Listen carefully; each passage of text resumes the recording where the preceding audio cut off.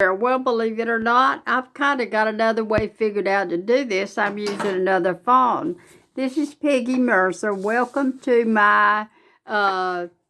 welcome to my uh, YouTube channel, Writing for Love and Maybe Money. And I hope I'm going to get all this right. I am going to try it with a camera, but right now this is going to have to work. This is my other phone.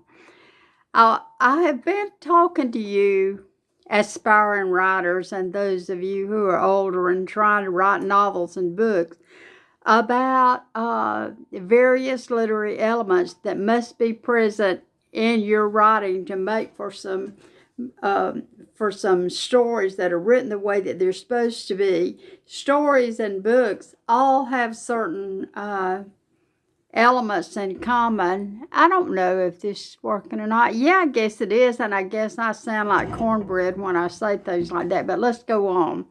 I've been talking about character, and you were taking notes in your notebook about some of the things that I said about how to develop great characters and characters that stand out and characters that you remember. It's so much fun to develop great characters, and I just really have to love my characters. If the writer does not love the characters, the reader's not going to love them. If they don't make you laugh and want to weep sometimes and want to strangle them sometimes, then it's not going to make the reader feel anything either. So you really have to love your character, and you have to work really, really hard on developing these characters to do that. And so the next element that we're talking about is plot, P-L-O-T. How do you plot your novel? How do you get the elements in plot that you need? Of course, plot is the driver in the book. Plot is what moves this book forward page after page after page until it comes to the end of the story.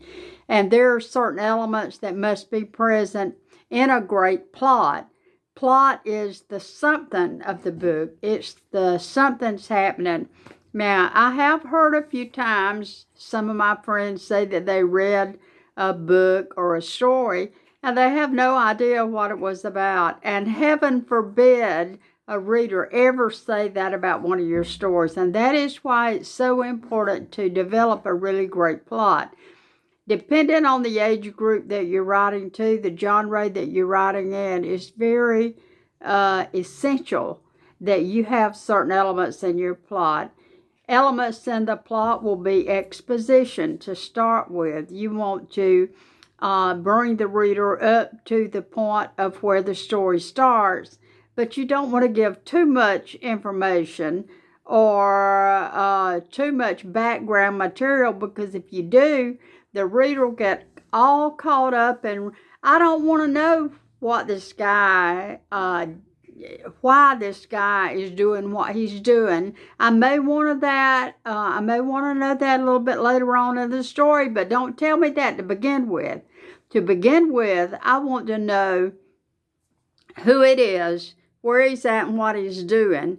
I want to see that in music we call it inciting incident that starts this story and song. In writing books, we want to know what the problem is. This guy stumbles upon a dead body. This guy finds an old letter. This lady maybe runs into an old friend that has some information that she gives her that the lady's never heard of before that changes her life. The man walks into an old motel, and I know somebody that did this, and finds a whole bunch of KKK uniforms, and what's he going to do with them? So what happens to start this story? That is going to be your starting point or your jumping off place into the story. Now, writing styles have changed a lot over the years, and I realize that I am playing with this camera that I'm working with, and I'm going to record some more later on this afternoon, just try to see if this thing is working. But we have a really good discussion of how to develop a great plot, and I'm going to tell all just like I always do.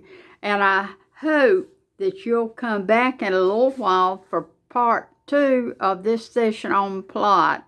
Bye-bye for now. Thank you, sweetie pies.